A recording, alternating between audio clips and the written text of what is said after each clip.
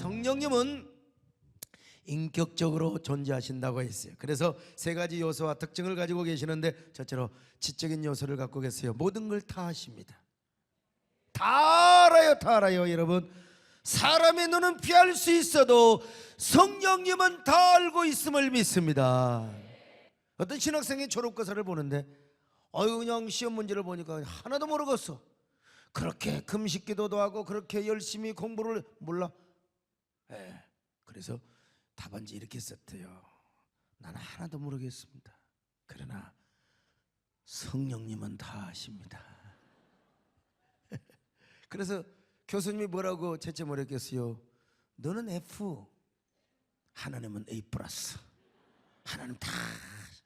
우리 하나님 다 아세요. 오늘도 성령님은 여러분의 마음을 아십니다.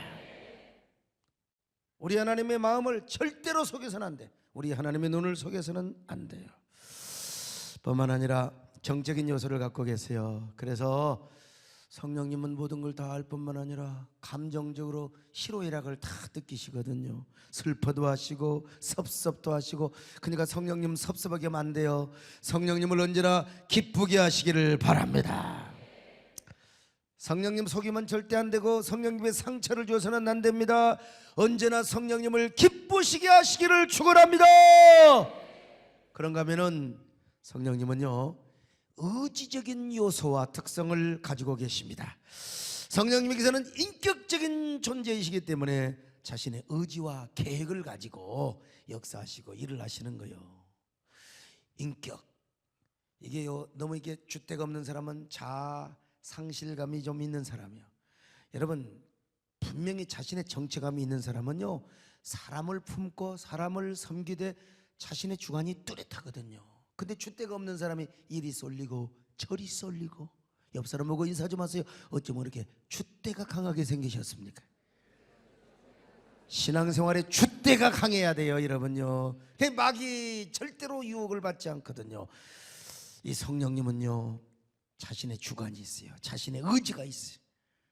그런 자신의 의지와 계획을 가지고 우리를 이끌어 가시고 우리를 인도하신다는 것입니다. 그래서 성경을 보니까 이디오피아 내시를 전도하기 위해서 성령님은 빌립을 어디로 인도하셨어요?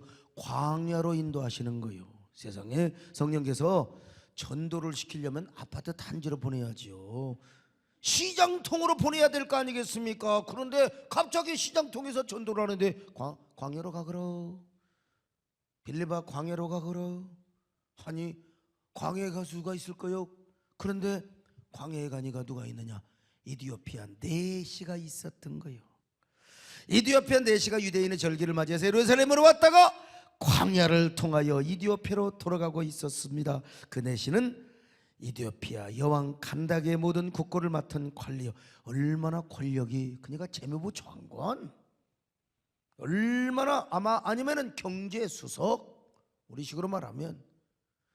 그러므로 그가 예수를 믿고 이디오피아에 가면 얼마나 많은 사람에게 전도를 하는지 몰라. 그래서 성령님은 이디오피아 내시를 전도하기 위하여 어디로 보내?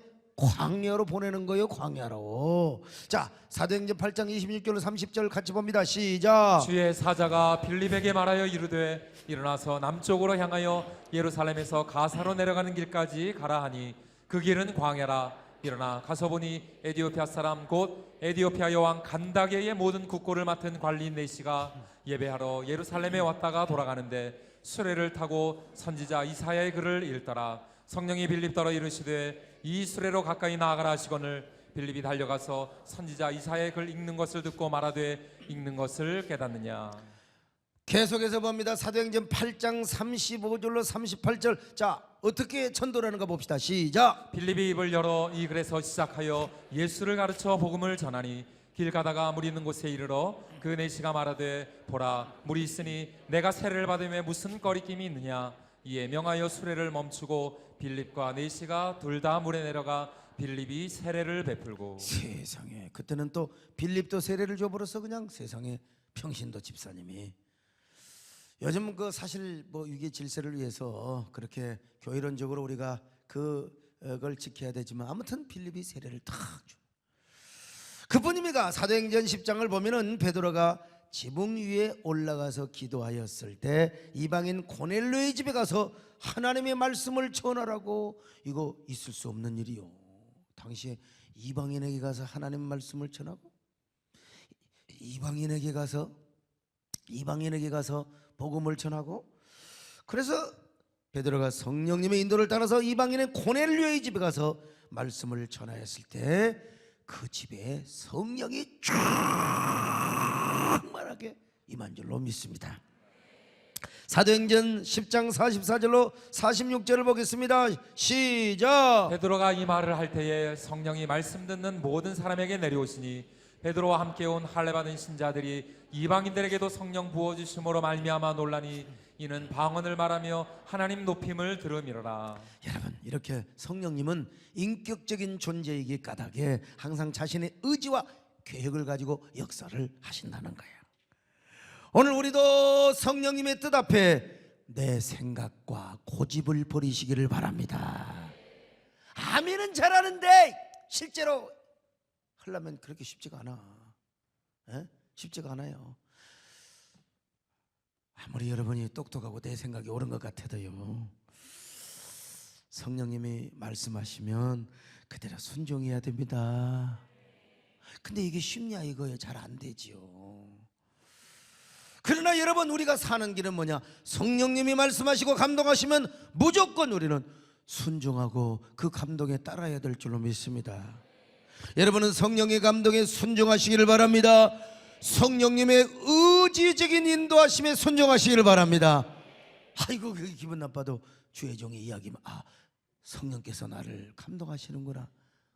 오죽 내가 못났으면 하나님께서 주의 종을 시켜서 이렇게 가르치시지 않는가. 주여, 이 밤도 순종하는 마음에 결단을 하게 하여 주옵소서. 할렐루야. 주여, 순종하게 하소서. 오늘 하루 다시 주가 주신 힘으로 승리하길 원하네. 주여, 나를 순종하게 하소서. 나 이제 순종하며 살리라. 나 이제 순종하며 살리라. 나의 하루하루를 주를 위해 살리라. 나 이제 순종하며 살리라. 이렇게 할 때 여러분요, 성령께서 여러분들을 항상 좋은 길로 인도하십니다. 성령께서 여러분에게 복을 주십니다. 스가랴 선지자가 구약에서 이렇게 말했지 않습니까? 힘으로도 아니 되고 능으로도 아니 될지라도 그러나 하나님의 신, 여호와의 신 곧 성령께서 역사를 하시면 어떻게 한다고 했습니까요? 능치 못할 일이 없음을 믿습니다. 자, 스가랴서 6장 4장 6절을 같이 보실까요? 시작. 만군의 여호와께서 말씀하시되 이는 힘으로 되지 아니하며 능력으로 되지 아니하고 오직 나의 영으로 되느니라. 그렇습니다. 여러분, 성령님은 모든 것을 하실 수가 있습니다. 성령님이 함께 하시면, 여호와 신이 함께 하시면 능치 못할 일이 없습니다. 성령님이 복 주시겠다고 하면 주시는 거예요. 형통하게 하시겠다고 하면 하시는 겁니다. 성령님이 하시겠다는데 누가 반대입니까? 성령님이 함께하는 난 여러분 능치 못할 일이 없습니다. 형통하게 되어 있습니다. 승승장구하게 되어 있습니다. 여러분이 바로 이런 주인공이 되시기를 축원합니다. 그뿐만이 아니요, 오늘 본문 보면 참 죽여주는 말씀이 소개됩니다. 오늘 본문을 보면은요, 아시아에서 복음을 전하는 사도 바울을 막아요. 그리고 유럽에 가서 복음을 전하라고 하는 거예요. 자, 사도행전 16장 6절로 7절입니다. 같이 봅니다. 시작. 성령이 아시아에서 말씀을 전하지 못하게 하시거늘 그들이 부르기아와 갈라디아 땅으로 다녀가 무시아 앞에 이르러 비두니아로 가고자 했으되 예수의 영이 허락하지 아니하시는지라. 세상에 예수의 영이 뭐요? 성령님 아닙니까? 여러분, 지금 사도 바울은 아시아에서 복음을 전하고 있습니다. 거기서 복음 전도가 잘 돼요. 사람 마음이 막 문이 촉촉 열려가지고요, 얼마나 전도가 잘 되는지 모릅니다, 여러분요. 그런데 성령께서 여기서 그만 전도하고 유럽 땅으로 가라는 것입니다. 여러분, 세상에 말이나 되는 소리요? 지금 이 아시아에서 복음이 얼마나 잘 전해지고 있는데 사람들의 마음이 활짝 열려가지고 말이죠, 사람들이 복음을 너무나 잘 받아요. 그럼 거기서 전도해야지요. 거기서 복음을 전해야 될 것이지 왜 강팍한 유럽으로 가라냐고 하시냔 말입니다. 이거는 사도 바울의 입장에서 볼 때 말도 안 되는 거예요. 이거는 성령님이 이거 틀린 거예요. 내 생각이 옳아요. 요즘 우리 세대된 전도자들이 얼마나 열심히 전도한지 몰라요. 영하 10도 15도 체감온도 15도가 넘는 그런 날에도 막 얼굴이 확 돌아갈 정도로. 근데 전도지 다니니까 보통 사람들이 따뜻한 아파트에 있는 저런 미친 것들, 아이고 저 미친 것들, 그럴 거 아니겠어요? 예. 그런데 전도지를 다니면서 전도를 하는데 그것도 전도가 돼. 할렐루야. 세등기 등록을 하는 거요. 막 얼마나 참 대단한지 몰라. 근데 전도가 잘 되는데 갑자기 담임 목사가 그만 전도해. 딴 데로 가. 그럼 어떻게 하겠어요? 생명나무 선택에 무조건 순종해. 목사님, 아무데나 생명나무 붙이면 됩니까? 이렇게 전도가 잘 되는데. 당연히 사람이라면 그런 생각을 할 수 있겠죠. 근데 성령께서 아시아에서 복음이 전도가 잘 된다니까. 가는 데마다 전도가 잘 돼요. 근데 거기서 하지 말고 유럽으로 가라고 하는 거예요. 야, 여러분, 이거 참, 이거 말도 안 되는 거요. 도대체 여러분이라면 뭐라고 하겠습니까? 여기서 전도가 잘 되는데 왜 목사님은 말이 여기서 전도하지 말라고 하느냐. 막 분명히 그러지 않겠어? 카톡방에 지그들끼리 막 수근수근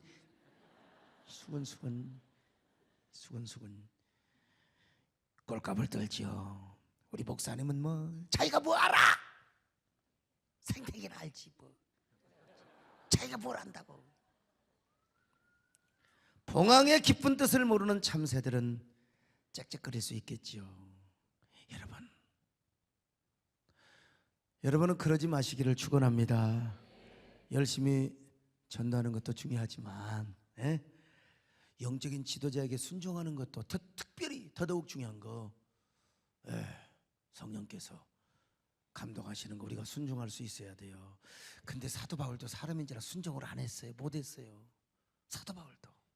그래서 사도 바울과 신라는 계속해서 아시아에서 복음을 전하려고 애를 쓰는데 성령께서 허락을 안 하시는 거예요. 예수의 영이. 그런데 어느 날 성령께서 환상을 보여주셔요. 환상을. 기도하는 중에 보니까 마게도냐 사람들이 손짓을 우리를 도와달라는 거예요. 아마 이게 꿈이었는지 환상이었는지 나는 모르겠어요. 아무튼 간에 보여주시는 거예요. 바울 선생님, 거기서만 복음을 전하지 마세요. 거기는 이미 복음이 전해졌잖아요. 그러므로 바울 사도님으로부터 전도를 받은 사람들이 계속해서 전도를 할 것이 아니겠습니까? 그러나 우리는 아직도 한 번도 복음을 전해 들은 적이 없습니다. 어서 빨리 와서 우리를 도와주세요. 이런 의미로 지금 손짓을 하고 있는 거예요. 자, 성경 확인해 봅시다. 사도행전 16장 9절로 10절입니다. 시작. 밤에 환상이 바울에게 보이니 마게도냐 사람 하나가 서서 그에게 청하여 이르되 마게도냐로 건너와서 우리를 도우라 하거늘 바울이 그 환상을 보았을 때 우리가 곧 마게도냐로 떠나기를 힘쓰니 이는 하나님이 저 사람들에게 복음을 전하라고 우리를 부르신 줄로 인정함이로라. 여러분, 이 환상을 보고 사도 바울이 깨달았어. 유럽으로 가야 되겠구나. 그래서 유럽으로 갔어요. 성령의 인도를 따라서. 유럽의 첫 관문이 어디냐? 빌립보입니다. 근데 사도 바울이 지금 유럽으로 건너가서 복음을 전하는 것은 대단한 역사적인 의미가 있습니다. 하나님의 깊고 놀라운 섭리가 있어요. 섭리가. 그래서 성령께서는 의지적으로 사도 바울을 유럽으로 인도하신 것입니다. 아시아에서 복음을 전하지 말고 유럽으로 가라고 감동을 시켰던 거예요. 성령은 이렇게 의지와 계획을 갖고 있다 이거예요. 깨달으시기를 바랍니다. 왜 유럽으로 가라고 했는가? 이걸 알려면 고대 근동의 신화를 알아야 합니다. 인류 최초의 문명인 메소포타미아에는 남신과 여신이 있었어요. 남신은 태양신이고 여신은 달신이라고 생각합니다. 왜 그런 줄 아세요? 남자와 여자의 특성을 태양과 달에 대입을 시켰기 때문에 남자는 우락부락하고 무뚝뚝하고 그잖아요. 예, 근데 여자는 좀 부드럽고, 그래서 교인들이 좀 약간 조금 애매모호하고 뭐 그 말 같지 않는 소리는 전부 나한테 안 해요. 누구에게 오느냐? 우리 집사람한테 와요. 말 같지 않은 소리를 듣고 집사람은 저한테 말 같지 않은 소리를 또 합니다. 정식 루트를 통하지 않고 말도 안 되는 소리를 대부분 다 집사람한테 해요. 저한테는 공식 루트를 통해서 꼭 대부분이 다 말도 안 되는 소리냐? 그건 아닌 건 그렇지만 그래도 여자가 편하는 거예요. 집사람이 편해요. 소목사님은 그 말도 안 되는 소리 말라고 쫓아내니까. 옛날 사람도 마찬가지요. 태양은 무뚝뚝하잖아요. 아침에 떴다가 지고 아침에 떴다가 지고 뭐 별로 뭐 변화감이 없어요. 그냥 남자들 보세요. 뭐 표정이 있나? 뭐 눈이 이렇게 붉은버가지. 근데 여자들은 부드러워요. 모성애적인 감성과 따뜻한 가슴이 있어요. 그 표정도 감정도 변하고. 여러분 달을 보세요. 아니 뭐 초생달이 됐다 반달이 됐다가 보름달이 됐다가 며칠 삐져서 며칠 없어졌다가. 이게 달이야. 이 여자가 똑같잖아요. 한 달에 한 번씩 생리도 하고 주기적으로. 뭔 그렇게 머리를 볶아가지고 찢어서 단발머리 했다가 긴 머리 했다가 그냥 뭐 이렇게 했다 저랬다 감정도 얼마나 그냥 막 저기압이었다 고기압이었다가 그냥 말 같다가 뭐 했다가 여자가. 그래서 여신을 달신이라고 생각했다 이거죠. 고대 근동인들은 여신은 굉장히 매혹적이고 부드러워요. 그래서 이제 이 여신을 가까이 해. 그래서 여신을 통하여 남자신을 움직인다고 생각을 했습니다. 그런데 여신들은 당시 높은 산에서 제사받는 것을 좋아합니다. 높은 산을 좋아했어요. 하이플레이스, 고산 숭배 사상이라. 그래서 고대 근동 사람들은 높은 산에서 여신들에게 제사를 지내서, 이게 구약에 보면 산당신앙, 산에다가 그러니까 이 이방 신상을 세워놓고 그리고 거기다가 무슨 우리로 말하면 제단을 쌓고, 그러니까 이게 산당신앙이죠. 그러나 산이 없는 평지에 여신들이 내려오기가 좀 곤란해. 높은 산만 좋아하다 보니까. 그래서 인공산을 만들어. 인공산, 그것이 뭐라고 했습니까? 지구라트라고 하는데, 저 옛날에 많이 보여줬잖아요. 지구라트. 자, 지구라트요. 그런데 그 중에 하나가 수많은 지구라트 가운데 하나가 성경에 소개되는 바벨탑이. 왜? 신할 평지는 산이 없어요. 거기다 인공산을 만들었죠. 그런데 그들이 최초로 만든 여신은 난나였습니다. 난나, 신화 속에 나오는 주인공 난나. 근데 난나는 어떤 여신이었느냐? 미와 섹스와 다산의 여신이었습니다. 근데 이 난나가 죽어요. 참, 신화 속에 나오는 신들은 죽어요. 우리 하나님은 졸지도 않고 주무시도 않고 회전하는 그림자도 없고 죽지도 않으시고 병들지 않으시고 언제나 영원하신 여호와 하나님, 그 하나님을 섬기는 거 감사하시기를 바랍니다. 할렐루야. 이 난나가 죽었네. 그러자 그의 딸인 이난나가 그 자리를 차지합니다. 이난나가. 그런데 이 이난나가 이집트에 와서는 이시스라는 여신으로 탈바꿈을 합니다. 똑같은 여신인데 이름만 달라져. 이시스. 진짜 저 옛날에 수천 년 전에 얼마나 이뻤겠습니까? 오시리스의 부인인데 막 죽은 남자의 남근을 살려서 호루스라고 하는 아들을 낳았던 그 유명한 여신입니다. 이시스.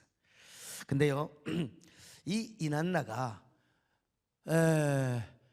이집트로 가서는 이시스인데 바벨론으로 가서는 이시타르로 변형을 합니다. 이시타르. 그래서 모든 지구라트 위에는 이시타르를 섬기는 제단이 있어요. 저 지구라트 위에 보세요. 십자가가 아니라 쭉 길어 올라가서 제단이 있는데 이시타르를 섬기는 제단이었어요. 그러니 이난나 신전에서는요, 온갖 문란한 성행위가 이루어집니다. 이 땅에서 문란한 성행위를 해야 하늘의 저 이시타르, 저 음란한 미와 섹스와 다산의 신이 남신과 연애를 해가지고 이 땅에 피를 내려준다는 게, 이게 뭐냐? 바로 메소포타미아 종교였어요. 이것이 가나안 종교로 발전을 하게 되고 말이죠. 자, 그런데 시날 평지에 바벨탑을 세운 사람이 누구였느냐? 여러분 고고학적으로 연구가 그 연구에 의하면은 누구냐면 니무롯이라고 하는 사람이에요. 이 니무롯은 당대의 위대한 영웅이요 용사요 호걸이었습니다. 그러나 셈이 바로 그 니무롯을 죽여버립니다. 그래서 니무롯이라는 이 사람이 누구를 낳고 죽었습니까? 그 담무스라고 하는 아이를 낳고 이제 죽지요. 담무스. 그리고 이 담무스의 아버지 니무롯은 바벨론의 초대 왕입니다. 요놈이 바벨탑을 쌓았어요. 위대한 바벨탑을 쌓았어요. 근데 바로 그가 죽자 그의 부인 세미라미스가, 이게 여러분 좀 깊이 들어가면 아주 설명이 복잡해요. 이 니무롯이 얼마나 영웅이고 호걸이었느냐면 아버지를 죽이고 어머니를 아내로 차지합니다. 이게 조는 사람은 죽임을 당할 수가 있어요. 그리고 그 세미라미스를 통하여 바로 담무스라고 하는 아들을 낳는데, 여러분 담무스가 아직 어려요. 이 담무스가 바벨론의 왕 노릇을 하는데 누가 섭정을 하느냐? 어머니 세미라미스가 섭정을 해. 근데 권력이 참 좋긴 좋아요. 이 세미라미스가 담무스를 죽입니다. 그리고 그 아이를 죽이고 나서 자기가 안 죽인 척하고 뭐래요? 다 그 아이를 안아요. 자, 그 아이를 안는 그 그림에서 뭐가 나오느냐? 여러분 비에타라고 하는, 저게 여러분요 담무스를 안고 있는 세미라미스의 그림이요. 저 그림이 여러분 기독교가 타락했을 때 바로 마리아와 예수라고 하는 비에타로 발전을 한다는 이 참 종교의 타락사를 우리가 알아야 됩니다. 우리는 참 우리가 오직 예수 그리스도가 하나님의 아들이고 기도는 하나님께만 해야 돼요. 할렐루야. 사실은 그래서 여러분 그 피에타 천주교 이 가톨릭을 보면 전부 이제 그런 저 책을 쓴 사람이 하마터면 정말 맞아 죽을 뻔했어요. 아무튼 간에요. 두 개의 바벨론이라는 책을 제가 인용해서 말씀을 드리는데요. 근데 이 세미라미스의 못된 여자가, 이 정체라는 게 그러잖아요. 자기가 죽여놓고 안 죽인 척하고 사람들에게 담무스를 위하여 애곡을 해라. 담무스를 위하여 애곡을 해라. 특별히 뭐 어려울 때, 고통을 당하고 환난을 당할 때 담무스를 위하여 애곡을 하면 담무스가 다시 살아나서 그대들의 모든 어려움, 그대들의 모든 난제, 모든 문제를 해결해 줄 것이라고. 이게 뭐냐? 담무스 신화예요. 담무스 신화. 근데 여러분 참 이 얼마나 못된 여자입니까? 이 담무스 신화에서 피에타가 나왔는데 이 담무스 신화가요 어디에까지 들어왔느냐? 하나님의 성전에까지 들어와요. 지금 남왕국 이스라엘이 망했어요. 그래서 이제 바벨론에 끌려가네요. 그래서 에레미야 선지자는 정말 수십 년 동안 가서 고생할 것이다. 근데 하나냐와 거짓 선지자들은 한 2년 3년 있으면 돌아온다고, 걱정하지 말라고. 이게 사람을 위로하고 위로하는 것도 하나님의 이름으로 해야지, 지가 거짓말로 심리학적으로 자기가 무슨 뭐 힐링을 전공했다고, 그게 위로가 아니에요. 그래서 에스겔 선지자가 1차 포로에 같이 끌려간 거예요. 그래가지고 하나냐 선지자 예언이 정말로 받기를 바라는 마음으로 하나님께 기도하는 거예요. 하나님, 내 백성이 범죄했을지라도 저들을 용서하사 어서 주여 끌려온 저 유다 백성들이 고토로 돌아가게 하여 주옵소서 기도하는데 하나님이 환상을 보여준 거예요. 그 환상이 뭔 줄 아세요? 하나님의 성전에서 여자들이, 그 깨끗한 아름다운 여자, 나시린과 같은 여자들의 성전에서 하나님께 기도를 해야지, 회개하고 반성하고 기도해야지. 그런데 지금 담무스 신화의 근거에서 담무스를 위하여 애곡을 하고 있다 이 말이에요. 그러면 담무스가 일어나서, 여호와 하나님이 아니라 여호와 하나님은 능력이 없고 우리 하나님은 뭐 권세가 없어서, 이제는 담무스가 일어나서 남왕국 유다를 구원해 주실 줄로 믿습니다. 아멘하면 안 돼. 지금 흘러다가 말았는데 지금 이게 지금 이렇게 애곡을 하고 있어요. 자, 한번 에스겔서 8장 14절 한번 보실까요? 시작. 그가 또 나를 데리고 여호와의 전으로 들어가는 북문에 이르시기로 보니 거기에 여인들이 앉아 담무스를 위하여 애곡하더라. 여러분 얼마나 환장할 노릇이, 얼마나 이 성경이요 짧게 기록됐지만 다 깊은 배경과 의미를 가지고 있는 거예요. 얼마나 우리 하나님 앞에 지금 기도하고 회개를 해도 지금 이게 시원치 않을 판에 세상에 여자들이 와가지고 성전에 와서 왜 단무술을 하여 애곡을 하고 있다고? 그러니 하나님이 그들을 어떻게 구원해 주냔 말이죠. 오늘 여러분들은 고통을 당할수록 하나님 앞에 나와 부르짖으시기를 바랍니다. 잘못한 일 있으면 하나님 앞에 회개하며 간구하시기를 바랍니다. 정말 이해할 수 없는 고통과 모순이 닥쳐와도 그럴수록 하나님을 더 잘 섬기시기를 바랍니다. 하나님을 가까이 하시기를 바랍니다. 하나님을 더 사랑하시기를 바랍니다. 할렐루야. 그런데 여러분, 제가 왜 이런 얘기를 하느냐, 요 여신, 이 아주 이 음란한 여신이 가나안 신화, 이 고고학적으로는 우가리 신이라고 그러죠. 우가리 신화에 와서는 아세라라고 하는 여신으로 변형을 하게 됩니다. 아세라. 그리고 그리스에 와서는 어떤 신으로 변형이 됩니까? 유명한 그 비너스라고 하는, 뭐 비너스가 뭐가 전부 다 육감적이잖아. 전부 다 막 풍만하고 막 그냥 애 잘나게 생기고 그냥. 여러분, 그런데 이 소아시아로 와서는 어떤 여신으로 둔갑을 합니까? 아데미라고 하는 여신이요. 아데미. 여러분, 저 여자의 가슴 유방이 24개가 있습니다. 24개. 얼마나 미와 섹스와 다산을 강조하면 저렇게 만들어냈겠어요. 우리 가운데 3개 있는 사람 하나도 없잖아요. 5개도 없어요. 저 아데미는 24개를 가지고 있어요.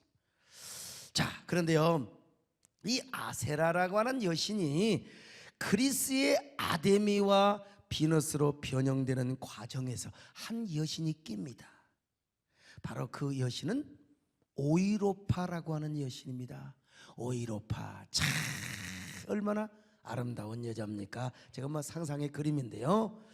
자, 이 오이로파라고 하는 그 여신, 이게 어느 날요, 이 저 뭡니까, 가나안에서 저 그리스에 가는 하나의 중간에 크레타라고 하는 섬이 있어요. 그 크레타의 작은 섬에 누가 살고 있었느냐, 바로 오이로파라고 하는 여신이 살고 있는데, 어느 날 제우스가 딱 순례를 하다가 이 여자와 눈이 마주쳤어요. 이 제우스가 신중의 신 아닙니까? 한눈에 반해버린 거예요. 새카만 눈동자의 아가씨, 얼마나 아름다운지, 황혼빛에 비치는 그 아름다운 눈동자, 머리카락 사이로 기가 막혀. 그래서 이 여자한테 불타는 이 마음을 믿어주세요, 말 못하는 이 마음을 알아주세요, 그러면서 사랑을 구걸을 해도 이 크레타 섬의 오이로파가 콧대가 얼마나 높은지 제우스한테 전혀 눈길을 주지 않고 가면서 제우스가 막 사랑한다고 I love you 하고 가는 거야. 이 제우스가 이 여자를 감동시키게 하여 하루는 딱 송아지로 변하는 거예요. 여러분, 황소는 막 정력과 힘의 상징 아닙니까? 이 뭡니까, 이 이집트의 이 고대 근동의 황소는 뭡니까, 그야말로 그냥 그 아주 권능과 힘, 파워, 이걸 의미하는 거예요. 그래서 자기가 황소로 탁 둔갑을 해가지고, 여러분, 누구를 태우느냐, 오이로파를 태우고 저 지중해로 뛰어드는 거예요. 그대여 편치 마고, 진짜 불러버리려고 그냥 제가 소리만 지른 건데, 불타는 이 마음을 믿어주세요. 나 이런 노래보다 더 아주 구애를 하는 노래가 어디 있나요? 아무튼 간에 나는 이게 가장 강력한 필을 준다고 생각해요. 그래서 이제 이 여신을 딱 태우고 지중해로 딱 빠져드는 그 순간 여자가 마음의 문을 여는 거예요. 참, 여자가 마음의 문을 창 열어서 이제 사랑을 하게 되는데, 이 사랑을 하게 되는데, 이제 이 제우스와 오이로파가 사랑의 꿈 같은, 그야말로 꿀 같은 한이 신혼여행을 쫙 하는 거예요. 구름을 타고 저 이 흰 하얀 이 황소의 등에 타고 구름을 타고 이제 구라파 대륙을 다 보여주니까 여러분 조그만한 섬에 살고 있던 이 오이로파가 막 놀래 자빠지는 거예요. 지가 이쁘기는 이쁘더라도 조그만한 섬에서 왕노릇하다가 구라파 대륙을 타보니까 얼마나 기가 막히겠어요. 진짜 오 뷰티풀 원더풀, 정말 좋아 그냥. 그러니까 제우스가 눈치를 채고, 그러면 그대가 이 땅을 그렇게 갖고 싶으면 내가 구라파 대륙을 그대에게 주겠다. 그래서 구라파라고 하는 이름이 바로 오이로파, 유럽이라고 하는 이름이 거기서 나오는 거예요. 근데 다시 말하면 유럽이라고 하는 이름은 뭐냐? 어떤 사람 또 아이고 성경에 어디 나오지도 않는 얘기, 지금 성경을 증명하기 위해서 지금 여러분 오늘 본문을 더 구체화하고 드러내기 위해서 제가 지금 이 얘기를 하고 있는 거예요. 깨달아지면 아멘. 다시 말하면 유럽이라고 하는 말은 오이로파의 신화, 그리스의 사상과 철학과 신화와 문화에 의해서 다스려지는 대륙이란 말이죠. 오이로파라고 하는 그 신화의, 오이로파의 신적인 사상과 정신과 통치 이념으로 구라파가 거기에 뭡니까? 인간의 도성이 이루어지고 신화의 도성이 이루어지는 그런 의미에서 그리스 신화에서 파생한 바로 대륙이 유럽이란 말이에요. 자, 그런데 이런 유럽 땅, 어떤 땅이라고요? 하나님의 통치와 다스림이 아니라, 복음의 통치와 다스림이 아니라 그리스의 신화, 문화, 이런 미신이 다스리고 통치하던 대륙의 땅이요. 이 땅에 누구를 보내느냐? 성령께서 사도 바울을 보내는 거예요. 할렐루야. 사도 바울을 보내는 거예요. 사도 바울을 감동시키고 그런 유럽이라고 하는 곳에 보내서 뭘 전합니까? 복음을 전하게 하는 거예요. 그러자 여러분, 오이로파의 사상과 모든 그리스의 신화적 교훈이 물러가고 예수 그리스도의 사상과 복음이 구라파 대륙을 지배하고 다스리게 되었다는 사실이요. 할렐루야. 참, 그렇게 해서 하나님은 유럽을 하나님의 토성으로 만드시고 바로 이 목적을 위하여 성령께서는 사도 바울에게 의지적으로 감동하시고 인도하시고 사도 바울을 저 유럽 땅으로 이끌어 가셨다는 거예요. 여러분, 성령님은 의지적으로 역사하시고 감동하시고 언제나 의지적으로 우리를 이끌어 가심을 믿으시기를 바랍니다. 성령님은 의지를 갖고 계십니다. 사도 바울이 유럽에 가서 얼마나 고생을 하고 피눈물을 흘렸습니까? 그런데 그 사도 바울이 뿌린 복음의 씨로 말미암아 1000년, 1500년 이상을 말이죠, 유럽에 하나님의 거룩한 도성이 이루어지게 만들었단 말이에요. 오늘 우리는 무조건 하나님의 인도를 따라 살아가시기를 바랍니다. 성령님의 의지에 순종하시기를 바랍니다.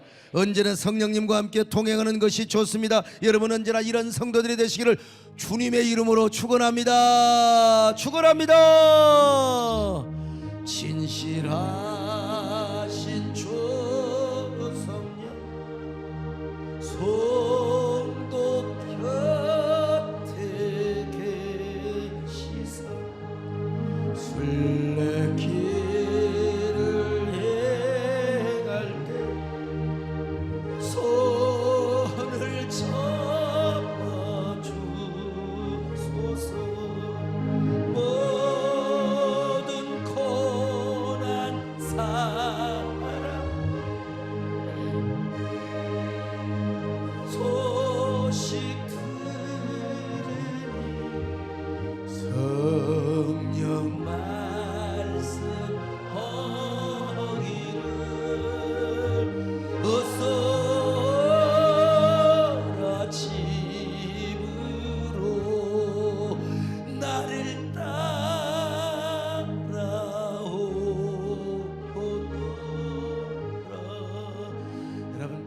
오늘 수준 높은 말씀을 듣고 계십니다.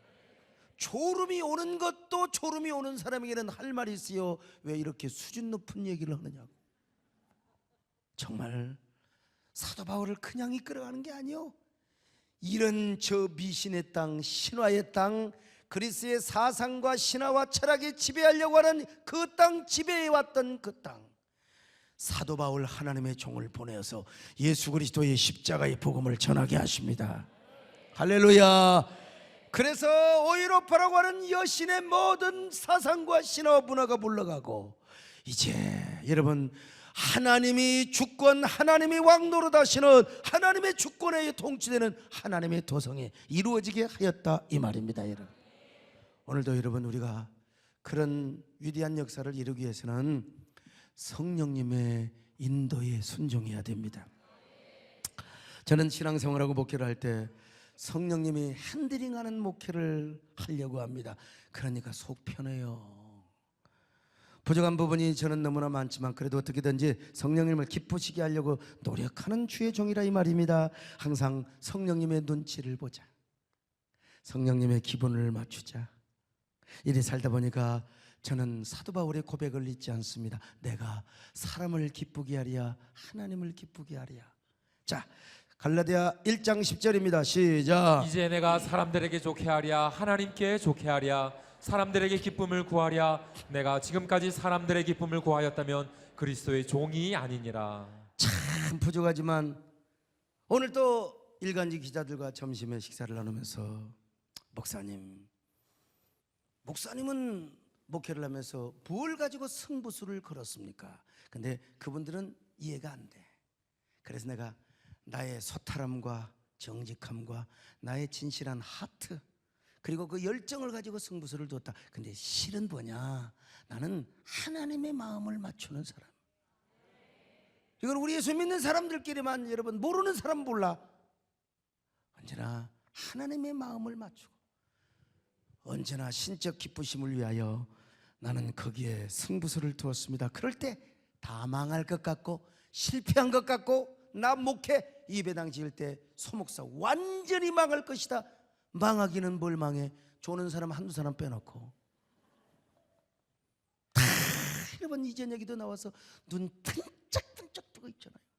이 수준 높은 얘기를 해도 말이죠.